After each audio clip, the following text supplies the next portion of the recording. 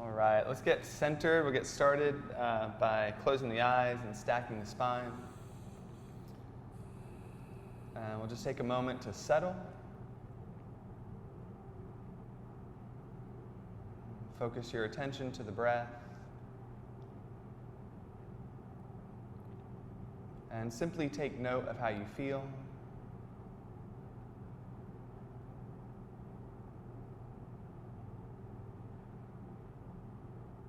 And then bring the palms together, prayer position over the heart. And commit to a way of being that will support this day.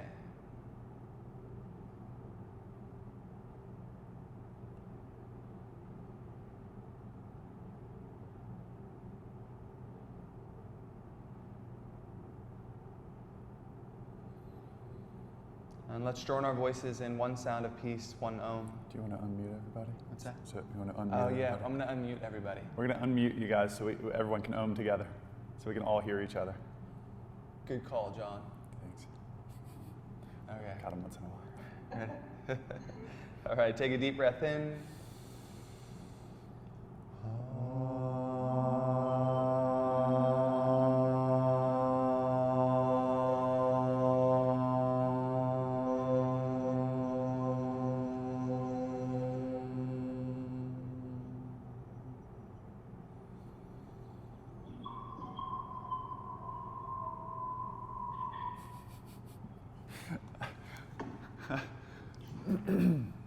I don't know if Zoom liked that. I think I think we may break Zoom if we do that again.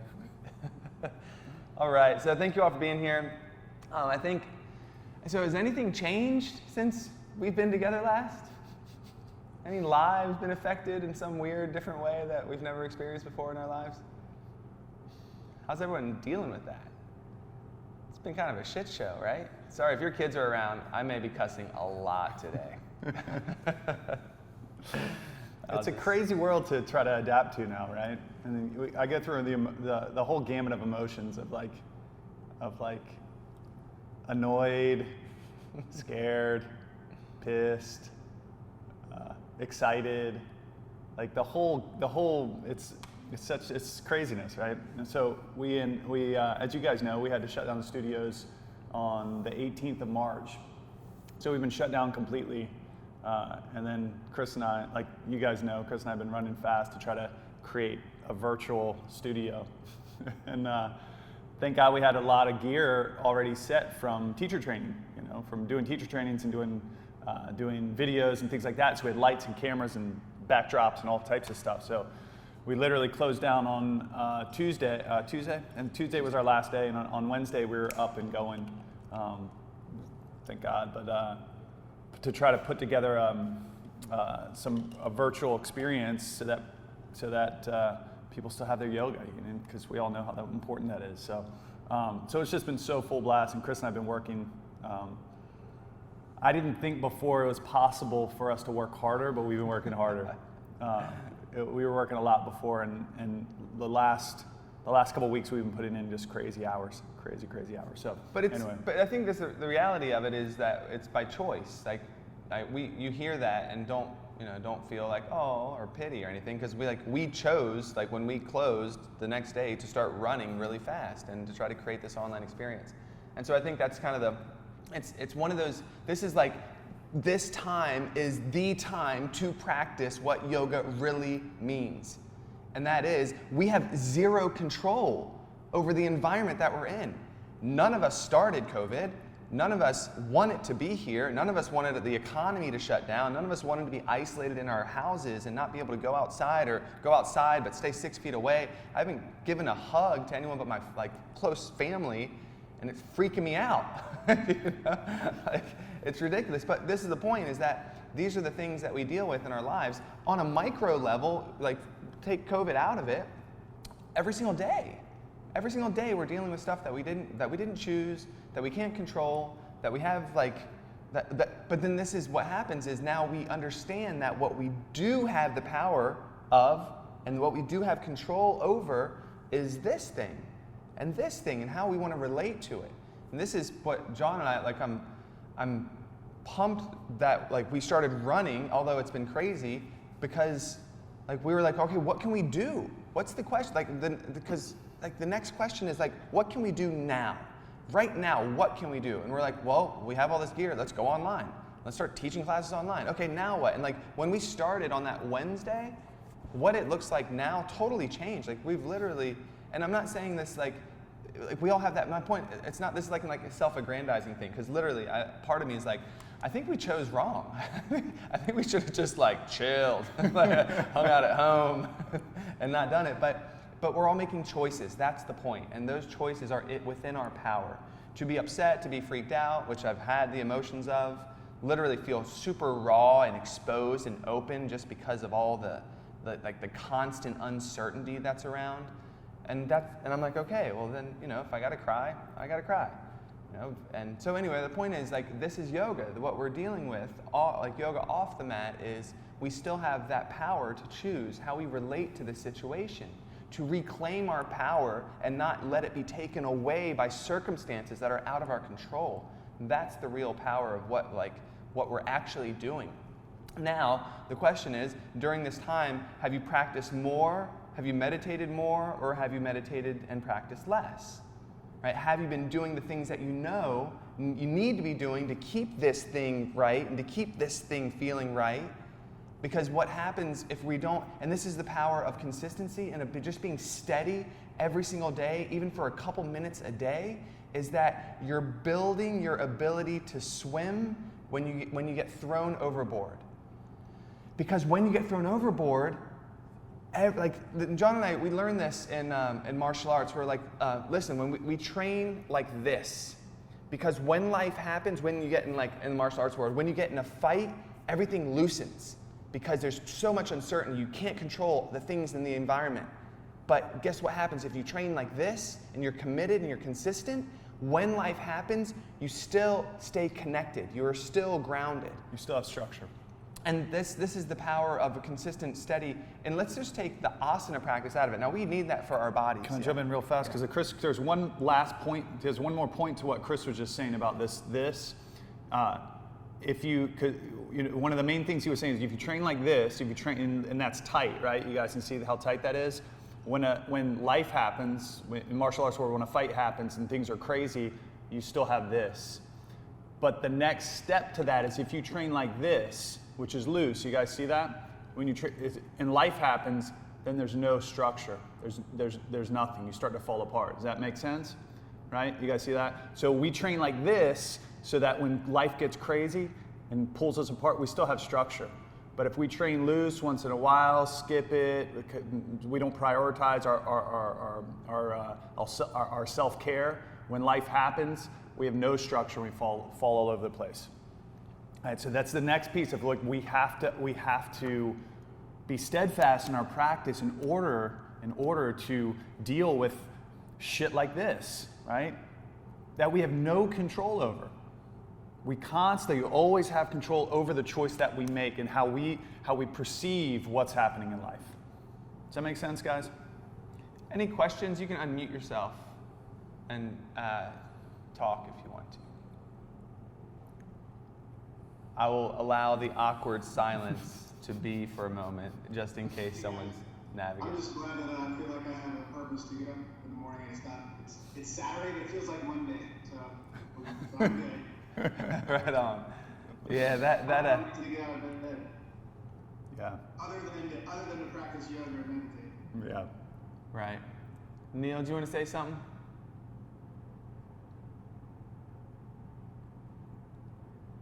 Hold on, let me help you out real quick. It's right at the top, Chris. Go ahead, Neil. I just agree with Ben, reacting with support. It's very wonderful to be here with everyone. Awesome. I have roommates, so I haven't had total isolation, but it's nice to see other humans. Totally, man.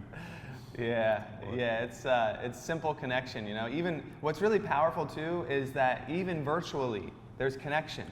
When I can see you, and I can see your eyes, and I can see everybody, and we can talk, and we can communicate. You hear each other laugh. The power is that, connection is not bound by distance. And this is the power of what, the world and the time we're living in, is that, man, we have this power of connecting with each other virtually without having to be in each other's contact. Don't get me wrong. I want to be in people's contact. When we open back up, I will hug you when you come into the studio. I'm sorry if you're freaked out, just let me know and be like, no, I'm not a hugger today. Like, COVID has stopped me. It's okay, I no judgment, but like, I love that connection. But my point is, when you look at like the kind of the deeper aspects of what yoga is also promoting, is that connection is not bound by time or distance. And in quantum like theory, there's this what Einstein called string theory, Chris. I think. it's string theory, but he called it things operating, spooky things At a distance. at a distance. He called it spooky things at a distance. Something like that. Just something close to that. And what he said was, like the theory was that when two things are connected at some point and then are separated, regardless of the amount of distance, the amount of time between them, if something affects one, it affects the other. Once a connection has been made, a connection is always there.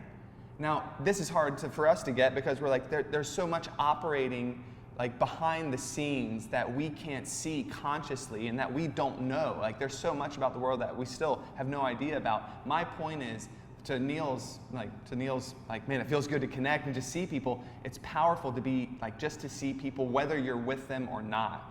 And so that's why we wanted to jump on today. One thing I do want to say, like, listen, we're very conscious of the fact that you all did not sign up for this. Right? You signed up for an in-person teacher training where we can connect and we can talk to each other, and John and I can walk around, we can give assists, and we can help, and we can like be in each other's presence. Because while I just talked about, where you can still connect virtually, you all signed up and we signed up. You signed you up for a in-person experience. And so this weekend is not like it's part of it. Like, this is going to be ours. Yoga Alliance said, listen, like any virtual training that you do is going to be credited for contact hours, so no worries, just keep doing your thing and keep people connected. But the way we see it is, like, this is going to be, like, if you can't make it, this is what I'm saying, we're going to allow you for the next teacher training that we do next year to make this weekend up, regardless of if you're here or not. So any virtual, obviously, guys, we don't know how long this is going to go on.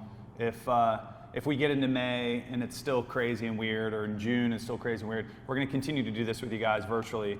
But next training, so we're going to start the next one in January.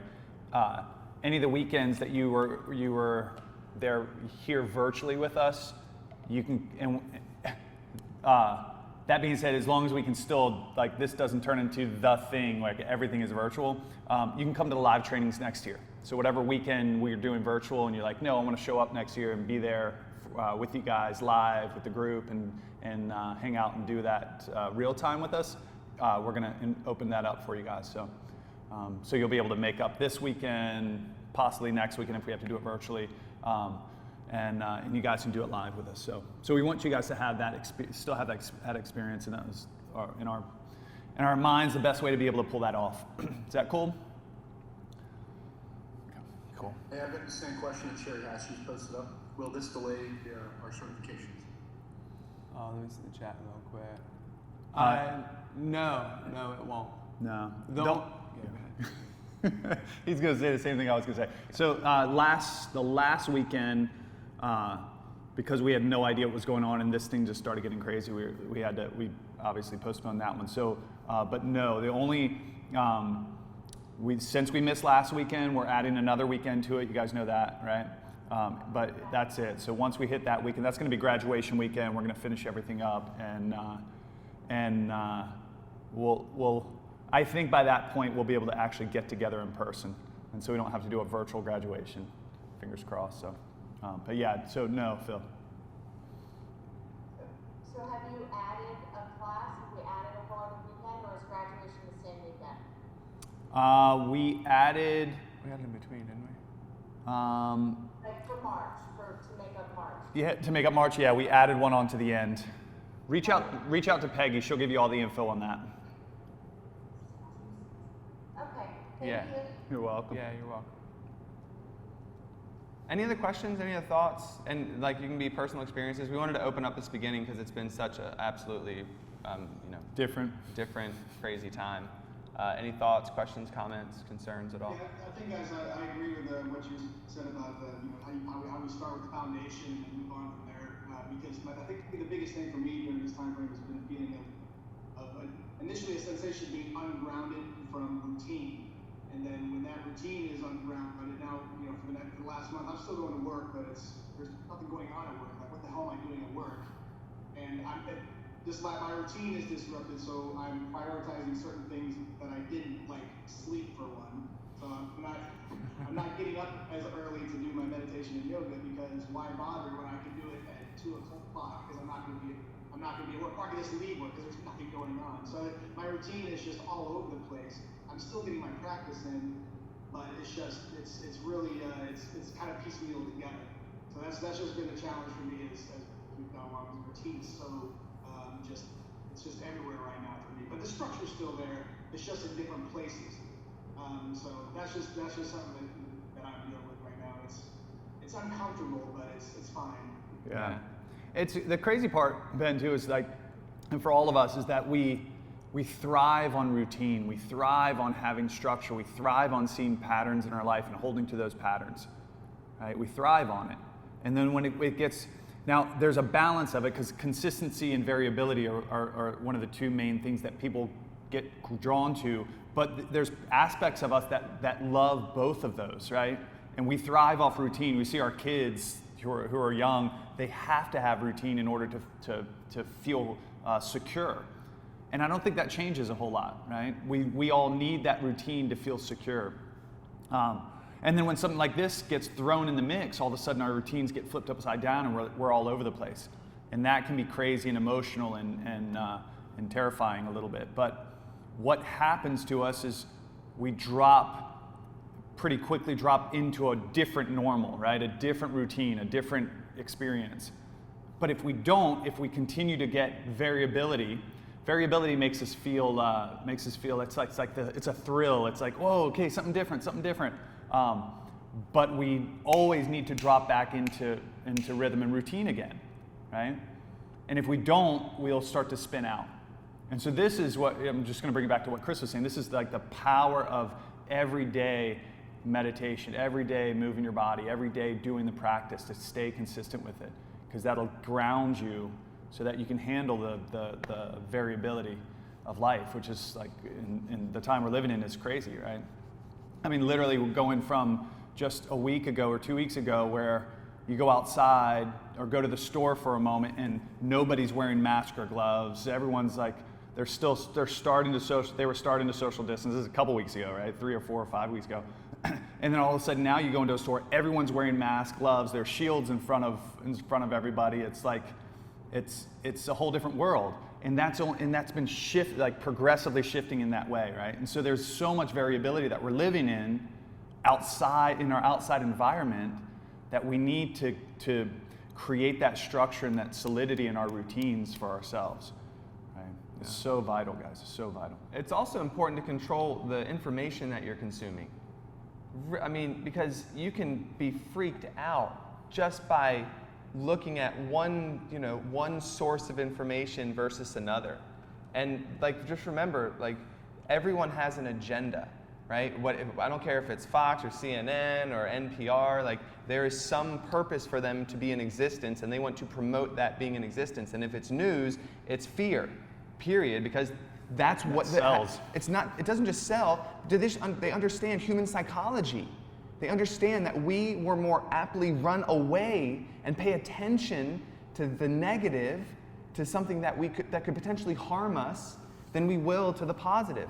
Nobody would watch the news if all they talked about, we would, if all they talked about was so-and-so helped Grandma Jeannie through a door today, right? Did you see, look, here are 2 people hugging. They don't know each other. No one would watch that shit. It would be, because our brains aren't wired to care. It's not as significant to us as fear is.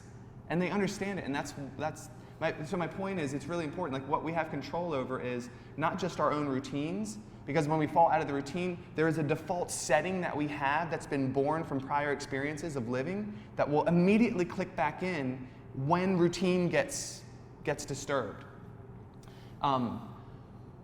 But as important as controlling your routine is controlling what you're focusing on, controlling the information that you're pulling in. You know, over this last couple weeks, and because of our family and like the yoga world, like we hear a lot, and my dad too, I think we kind of get it from our dad, of like the conspiracy theories about like how COVID came about and Bill Gates. You guys any heard of that stuff? Like, I'm not beyond, like, I'm not burying my head in the sand about it. I know there's like people in the world who, for power and for money, will do evil shit. But that doesn't help me because I don't have control over why they did that or not. It doesn't help me because it's not empowering me to make a decision today that's going to help me feel better about myself and the world I'm living in. And so when I heard it, I was like, listen, I appreciate you letting me know, and if that's your thing, go for it, but I don't have time to deal with that shit. I don't care about it.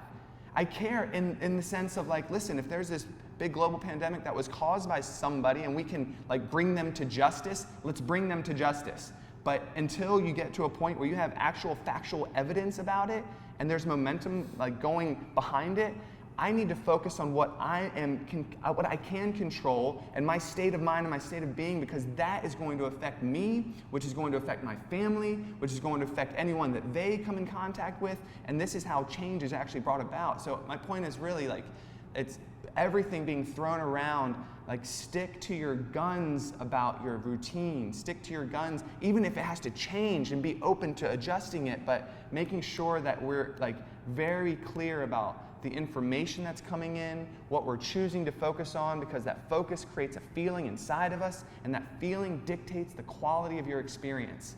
And so my point is we have control over that which we focus on.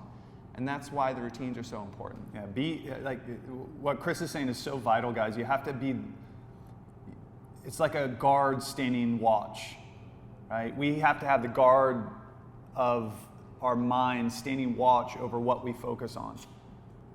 Because focus equals feeling, right? What we focus on creates a feeling inside of us, and that feeling creates the experience of living. If I spend most of my day watching Fox News or CNN and get caught up in all the fear and all the because they have to sell fear, right? Fear sells. It's why people tune into them. What do you think is going to happen, right? I'm going to be caught up in that experience. I'm going to create that feeling inside me of being petrified. And how do you think I'm going to experience my life? Right? I'm going to be scared. I'm going to make choices based off of that, right? Because emotion drives behavior.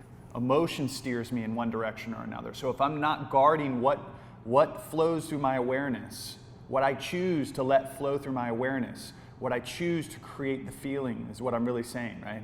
We get to control how we want to feel by controlling what we focus on.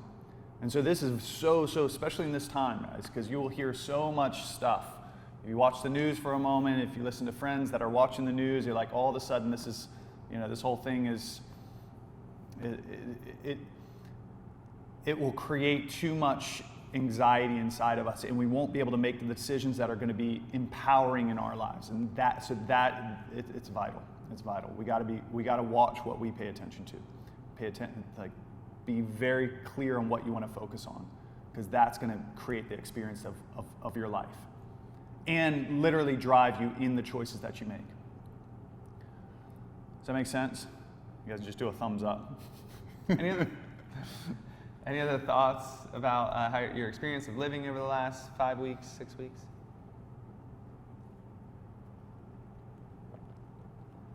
This is kind of a new, weird format, so I know you guys are getting comfortable with it. Like, all right, I got to push a button and then talk, and everyone's watching me now. So we'll ease our way into this whole virtual thing. Cool? You ready to journal? Yeah, let's. So part of your homework, 3 or 4 or 5 months ago, was to read. The 7 Spiritual Laws, Chapter 2. You guys remember? 7 Spiritual Laws. Remember that book? So let's grab that book. You may have to go find it, pull it off a shelf somewhere. And grab your journal. Yeah, grab your journals. So we'll give you a couple moments so open up to the second law. The law of giving. And if you go to, I'll find the page number for you guys. If you go to page 35, page 35 is applying the law of giving. It's kind of the cliff notes in the back. You guys know that, right? So you could read page 35 and 36 and get your head kind of wrapped around it a little bit. If you want to go through the chapter for a moment and just like kind of remember it, pick out the pieces. Once you do that, grab your journal and go ahead and start journal writing for this law. Do you have any music you could play? I can play it on my phone. Get pop music on the phone.